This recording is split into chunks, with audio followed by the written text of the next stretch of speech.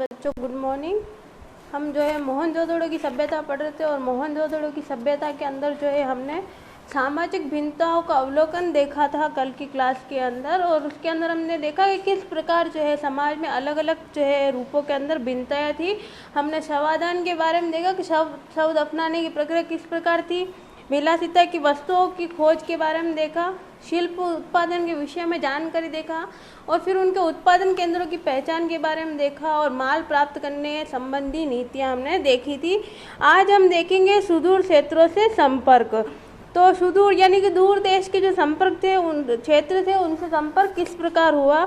हाल ही में पुरातात्विक खोजें इंगित करती है कि तांबा संभवतः अरब प्रायद्वीप के दक्षिणी पूर्व छोर पर स्थित ओमान से भी लाया जाता था। अब देखिए, हमने तांबे के बारे में देखा था कि जो तांबा है वो खेतड़ी से जो है प्राप्त करते थे। वो खेतड़ी कहाँ है? राजस्थान में है, झुंझुनू जिले के अंदर। और अब जो है ये कह रहे हैं कि जो है सामान्यतः संभवतः अरब जो है प्रायद्वीप उसके दक्षिणी पूर्व जो छोर है, वहाँ पे ओमान जो जगह है, वहाँ से भी जो है क्या लाया जाता था? तांबा लाया जाता था। रासायनिक विश्लेषण दर्शाते हैं कि ओमानी तांबे तथा हड़प्पाई पुरा वस्तु दोनों में निकल के अंश मिले हैं, जो दोनों के साझा उद्भव की ओर संकेत करते हैं। अब निकिल है ना, ये निकल लिखा। निकिल जो है एक धातु है, उसके अंश जो है दोनों ही सभ्यताओं के अंदर मिले हैं उसके अंश। इसलिए जो है ऐसा माना जाता है कि जो इनका उद्भव है एक दूसरे के समानांतर और संपर्क से हुआ होगा। संपर्क के और संकेत मिलते हैं। एक विशेष प्रकार का पात्र अर्थात एक बड़ा हड़प्पाई मर्तबान जिसके ऊपर काली मिट्टी की एक मोटी परत चढ़ाई गई थी, ओमानी स्थलों से मिला है। अब देखिए, एक जो है कोई भी चीज़ मिलेगी उसके बाद ही उसके ऊपर जो है प्रयोग करके पता लगाया जा सकेगा कि भाई ये चीज़ कहाँ से प्राप्त हुई है और इसके समानांतर और जो है कहाँ पर ऐसी ही चीज़ें उपलब्ध है। तो वहाँ पर से जो है एक मर्तबान मिला। मर्तबान हम किसे कहेंगे? एक जग जो होता है उसको हम मर्तबान कहते हैं, जो इस आकृति का होता है ना। तो ये मर्तबान वहाँ से मिला। तो ये मर्तबान क्या है? उसके ऊपर जो है काली मिट्टी की एक मोटी परत चढ़ाई गई है, ओमानी स्थलों से मिला है। ऐसी मोटी परतें तरल पदार्थों के रिसाव को रोक देती है। हमें यह नहीं पता कि इन पात्रों में क्या रखा जाता था, पर यह संभव कि हड़प्पा सभ्यता के लोग इनमें रखे सामान का ओमानी तांबे से विनिमय करते थे। और अब जो है ऐसी परतें जो है तरल पदार्थों के रिसाव को रोक देती थी। ये जो परत चढ़ाई गई काली मिट्टी की, तो ये क्या करती थी? कोई भी अगर हम लिक्विड फॉर्म वाला जो है चीज़ अगर उस पात्र के अंदर डालेंगे तो वो जो मोटी परत चढ़ी हुई वो उसको बहने नहीं देगी।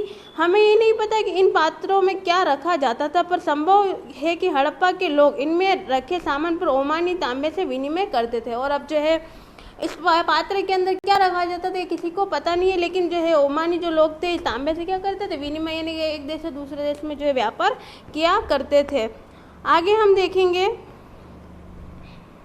देखिए, मैंने आपको बताया यहाँ पर दिया हुआ ओमान से मिला एक हड़प्पाई मर्तबान है ना। देखिए मर्तबान दिख रहा है ना। अब आप अपन इसको गमला भी कह सकते हैं। तो इस प्रकार का मर्तबान जो है हमें ओमान से मिला है। आगे देखिए, तीसरे सहस्त्र शताब्दी ईसा पूर्व में दिनांकित मेसोपोटामिया के लेखों में मगान, जो संभवतः ओमान के लिए प्रयुक्त नाम था, नामक क्षेत्र से तांबे के आगमन के संदर्भ मिलते हैं।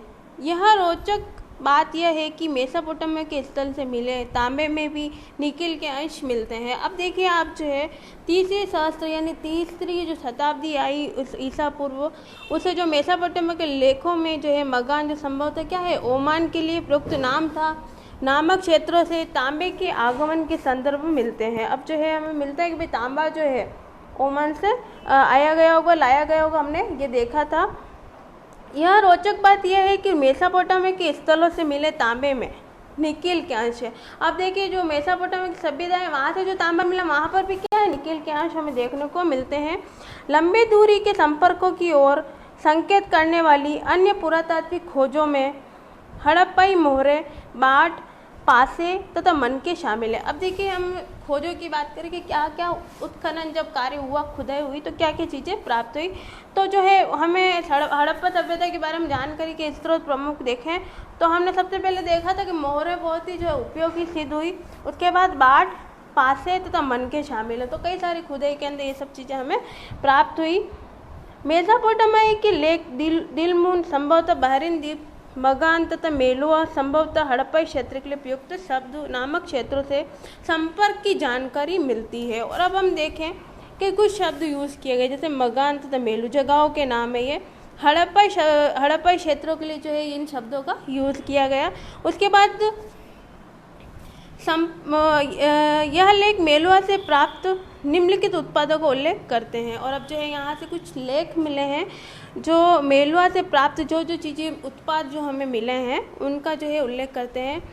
कार्निलियन, लाजवर्द मणि, तांबा, सोना तथा विविध प्रकार की लकड़ियाँ।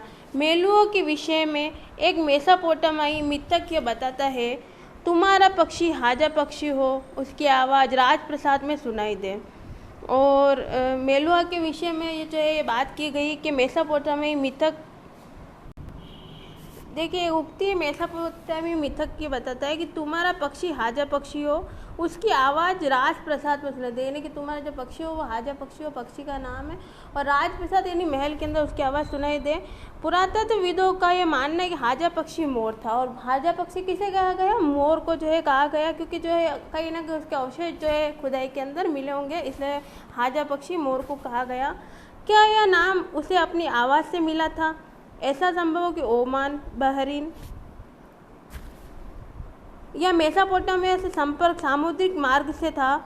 मेसोपोटामिया के लेख मेलुआ को नाविकों का देश कहते हैं।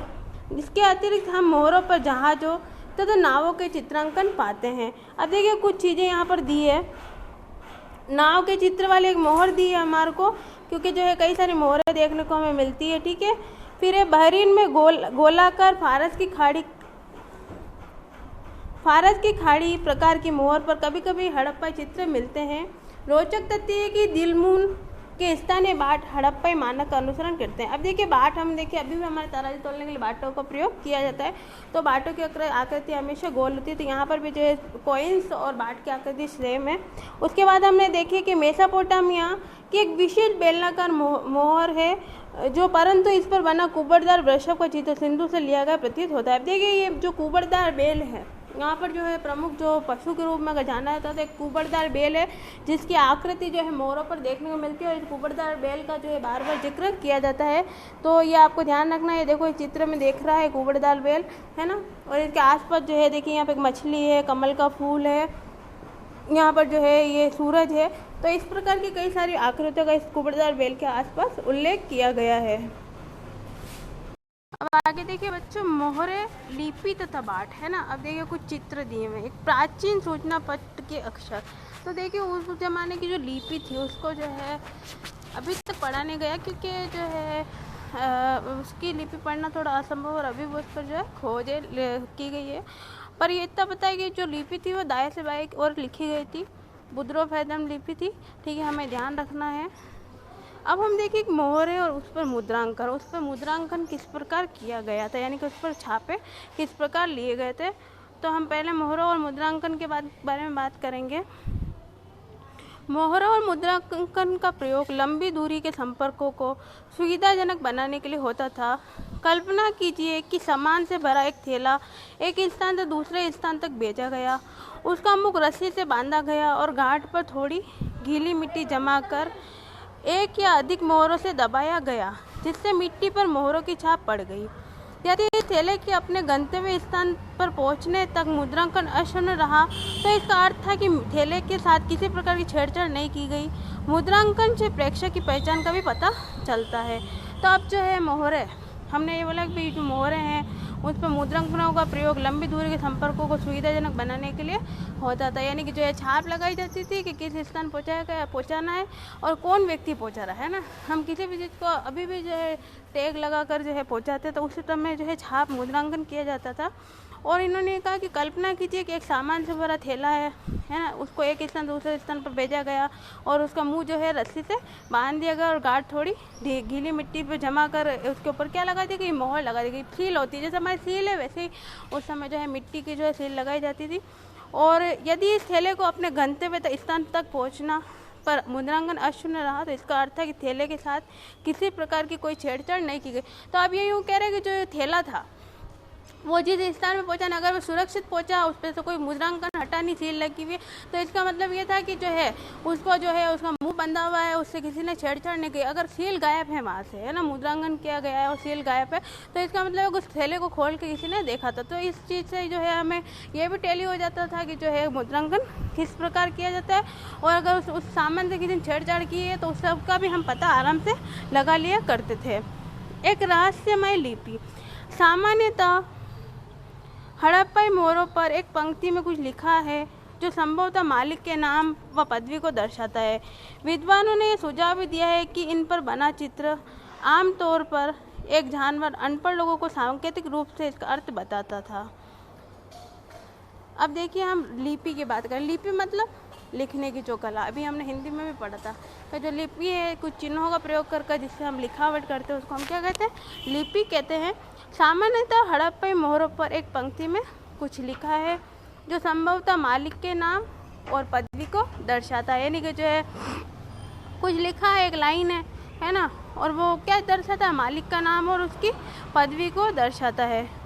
विद्वानों ने ये सुझाव भी दिया है कि इन पर बना चित्र आमतौर पर एक जानवर अनपढ़ लोगों को सांकेतिक रूप से इसका अर्थ बताता था। अधिकांश अभिलेख संक्षिप्त हैं। सबसे लंबे अभिलेख में लगभग 26 चिन्ह हैं। हालांकि यह लिपि आज तक पढ़ी नहीं जा सकी है, पर निश्चित रूप से यह वर्णमाला है जहाँ प्रत्येक चिन्ह एक स्वर अथवा व्यंजन को दर्शाता है नहीं थी, क्योंकि इसमें चिन्हों की संख्या कई अधिक है, लगभग 375 से 400 के बीच। ऐसा प्रतीत होता है कि यह लिपि दाई से बाई ओर लिखी जाती है। देखिए अभी मैंने आपको ऊपर बताया कि जो ये लिपि थी वो दाई से बाई ओर लिखी जाती थी, और सबसे लंबे अभिलेख में लगभग 26 चिन्ह हैं। हालांकि ये लिपि आज तक क्या है, पढ़ी नहीं जा सकी, ये बात भी आपको मैंने शुरुआत में बताई, पर निश्चित रूप से ये वर्णमाला है जहाँ प्रत्येक चिन्ह एक स्वर अथवा व्यंजन को दर्शाता है नहीं थी।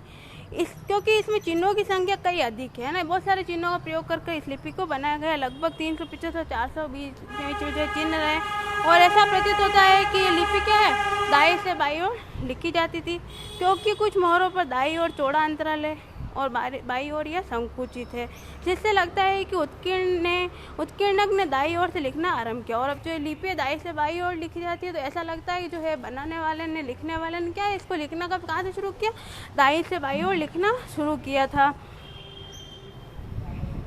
लिखना आरंभ किया, और बाद में बाई ओर स्थान कम पड़ गया। अब हम उन विभिन्न प्रकार की वस्तुओं को देखते हैं जिन पर लिखावट मिली है। अब देखिए किस किस पर जो है लिखावट मिली, लिखा किस किस चीज़ों पर गया है। जैसे मोहर थी, उन पे हमें लिखावट देखने को मिलती है। तांबे के औजार, मर्तबानों के आवरण, तांबे तथा मिट्टी की लघु पट्टिकाएँ, आभूषण, अस्थि छड़े, यहाँ तक कि एक प्राचीन सूचना पट, यहाँ तक कि हो सकता है कि नष्ट प्राय वस्तुओं पर भी लिखा जाता हो। और अब जो है ये कह रहे हैं कि जो है लिखने की जो चीज़ें थी वो कई सारी चीज़ों पर लिखा गया है भाई, है ना। प्राचीन जो है अभिलेख है, मोहरें हैं, तांबे के औजार हैं, मर्तबान है ना, तांबे की जो है मिट्टी की लघु पट्टिकाएँ हैं, हमारे आभूषण है, अस्थि छड़े हैं, इन सब पे क्या है, हमें लिखे हुए मिले हैं अक्षर, लिपि का प्रयोग किया गया है। याद रखिए, हो सकता है नष्ट प्राय वस्तु पर भी लिखा जाता हो। इसका अर्थ यह लगाया जा सकता है कि साक्षरता व्यापक थी, और जो है अब जो चीज़ें नष्ट हो गई है ना उनके ऊपर भी क्या है, लिपि को लगाया गया होगा। और हम ऐसा मानते हैं कि भाई जो है वहाँ पर क्या है, पढ़े लिखे लोग थे, साक्षरता पूरी तरीके से थी, लोग जो है अनपढ़ नहीं हुआ करते थे। तो आपको ये ध्यान रखना कि हड़प्पा और मोहनजोदड़ो की सभ्यता क्या है, साक्षर सभ्यता थी, शहरी सभ्यता है, न कि जो है ग्रामीण सभ्यता है। तो जो है इसका नगर नियोजन से हमें ये पता चलता है कि सभ्यता क्या थी, शहरी थी, ना कि ग्रामीण सभ्यता। इसके विपरीत अगर हम वैदिक सभ्यता की बात करें तो वैदिक सभ्यता क्या है, हमारी ग्रामीण सभ्यता है, जिसके बारे में हमने 11वीं क्लास में पढ़ा था ना। 11वीं क्लास में हमने पढ़ा कि जो वैदिक सभ्यता थी वो ग्रामीण सभ्यता, जबकि हम हड़प्पा सभ्यता की बात करें तो ये जो है एक तरीके से शहरी सभ्यता है। अगर आपको MCQ क्वेश्चन में पूछा जाए तो आपको शहरी सभ्यता के रूप में इसका आंसर देना है। देखिए रोपड़ से मिला एक मुद्रांकन। अब जो है रोपड़ भी एक सभ्यता है ना, हमारे यहाँ पर कई सारी छोटी छोटी सभ्यता है, राजस्थान भारत के अंदर कई सारे स्थानों के ऊपर, तो वहाँ से जो है एक मुद्रांकन मिला है। देखो ये पत्थर के ऊपर बना हुआ और कुछ इसके ऊपर लिखा हुआ है जो हमें स्पष्ट रूप से दिखाई नहीं दे रहा, लेकिन फिर भी कुछ चिन्हों का प्रयोग करके जो है इस पर मुद्रांकन किया गया है, तो आपको ध्यान रखना है।